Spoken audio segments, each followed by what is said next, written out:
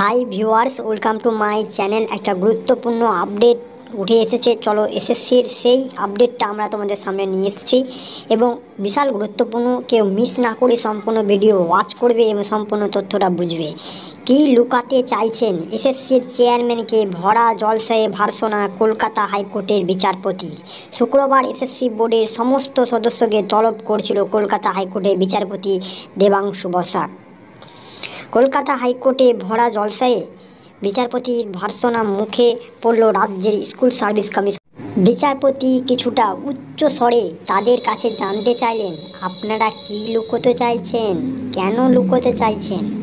বিচারপতির ওই প্রশ্নের কোনো জবাব দিতে পারেনি এসএসসি। তবে একদিকে যখন এসএসসির চেয়ারম্যান বিচারপতিকে প্রতিশ্রুতি দিচ্ছেন উত্তর জেনে আসার, তখন এসএসসির আইনজীবী আদালতকে জানিয়ে দিচ্ছেন তিনি আর এসএসসির আইনজীবীর দায়িত্ব পালন করতে চান না। শুক্রবার এসএসসি বোর্ডের সমস্ত সদস্যকে তলব করেছিল কলকাতা হাইকোর্টের বিচারপতি দেবাংশু বসাকের ডিভিশন বেঞ্চ। দুপুর 12:30টার মধ্যে এসএসসি বোর্ডের সদস্যদের হাজিরা দেওয়ার নির্দেশ দিয়েছিলেন বিচারপতি। সেই নির্দেশ অনুসারে হাইকোর্টে যথাসময়ে এসে উপস্থিত হন এসএসসির চেয়ারম্যান সিদ্ধার্থ মজুমদার এবং আরও 2 সদস্য। বেঞ্চ তাদের প্রশ্ন করে এসএসসির মার্কশিট মূল্যায়ন সংক্রান্ত একটি সংস্থা ডেটা স্ক্যানেটের বিষয়ে। সম্প্রতি বিচারপতি বসাকের বেঞ্চে সংক্রান্ত একটি হলফনামা পেশ করে সিবিআই জানিয়েছিলেন এসএসসির মার্কশিট মূল্যায়নের ক্ষেত্রে এই সংস্থার ভূমিকা রয়েছে। এরপরেই এসএসসির বোর্ডের সদস্যদের ডেকে পাঠান বিচারপতি। শুক্রবার হাইকোর্টে উপস্থিত ছিলেন এসএসসির আইনজীবী সুতনু পাত্র। তাকে প্রশ্ন করেন বিচারপতি। তারপরে চেয়ারম্যান সিদ্ধার্থের কাছ থেকে জানতে চান ডেটা স্ক্যানারের বিষয়ে। বিচারপতি বলেন, সিবিআইয়ের হলফনামা আপনি পড়েছেন, ডেটা স্ক্যানেটের ব্যাপারে জানেন? সিদ্ধার্থ বাবু তখন এই নাম আমি প্রথমবার শুনেছি। বিচারপতি প্রথমবার শুনেছেন মানে? ফেব্রুয়ারি মাস থেকে একটা হলফনামা এসে পড়ে আছে আপনার কাছে, আর আপনি সেটা পড়ে দেখার সময় পাননি।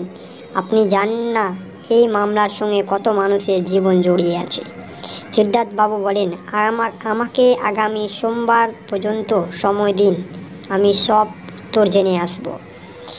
এতদিন বলা হয়ে এসেছে এসএসসির পরীক্ষার খাতা বা মার্কশিটের মূল্যায়নের কাজ করতে অন্যথায় নামেই একটা মার্কশিট মূল্যায়ন সংস্থা।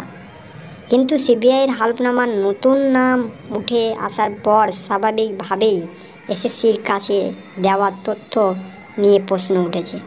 আদালত জানতে চেয়েছে, তবে কি এসএসসি তথ্য গোপন করে যাচ্ছে? এই ব্যাপারে শুক্রবার এসএসসির আইনজীবী সতনুকে প্রশ্ন করেন বিচারপতি, কিন্তু তিনিও প্রশ্নের জবাব দিতে পারেননি। উল্টে তাই নিয়ে বিচারপতি সংক্ষিপ্ত বঙ্গাব্দ করেন এবং আইনজীবীর পদ থেকে সরানোর ইচ্ছা প্রকাশ করেন। বিচারপতি সতনুকে প্রশ্ন করেছিলেন মার্কশিট মূল্যায়ন সংস্থা এনওয়াসএস নিয়ে। জবাবে সতনু বলেন, আজও এই প্রশ্নের উত্তর দেওয়া সম্ভব নয়। কমিশনের কাছ থেকে উত্তর জেনে তবেই জানানো যাবে।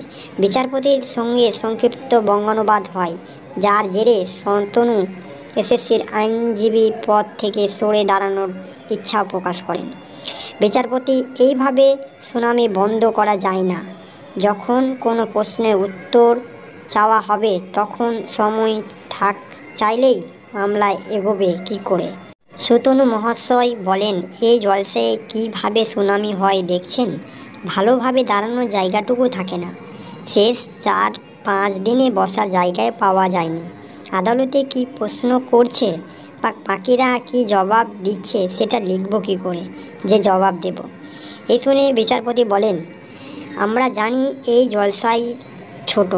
এসএসসির মতো একের পর এক বড় বাড়ি নেই আমাদের। এই এক বাড়িতেই সুপারিশপত্র দেওয়া হবে আর এক বাড়ি থেকেই পাঠানো হবে চাকরির SMS। উল্লেখ, এসএসসির চাকরি দেওয়ার ক্ষেত্রে চাকরি প্রার্থীরা অভিযোগ করেছিলেন তাদের অন্য একটা বাড়িতে ইন্টারভিউ এবং মৌখিক পরীক্ষা নেওয়া হয়েছিল। পরে তাদের ওমারশিট পাঠিয়ে চাকরি পাওয়ার কথা জানানো হয়, যা নিয়ে বিতর্ক হয়েছিল। কলকাতা হাইকোর্টের বিচারপতি সেই ঘটনাকে কটাক্ষ করছেন কি না স্পষ্ট নয়, তবে এসএসসির আইনজীবী শুক্রবার বিচারপতিকে শুনানি চলাকালীন জানিয়ে দেয় স্কুল সার্ভিস কমিশনের আইনজীবীর পদ থেকে সরাতে চান। জবাবে বিচারপতি তাকে জানিয়ে দেয় সেই সিদ্ধান্ত আদালতের নয়, কমিশন বোর্ড মেম্বারদের উপস্থিতি ঠিক করবেন। আপাতত সোমবারে এই মামলার পরবর্তী শুনানি হবে বলে জানালেন কলকাতা হাইকোর্ট। আশা করি তোমাদের সামনে সেই তথ্যটা রাখতে পারলাম, একটা গুরুত্বপূর্ণ আপডেট। দেখা যাক সোমবারে কী হচ্ছে এবং সম্পূর্ণ তথ্য নিয়ে তোমাদের সামনে হাজির হবে।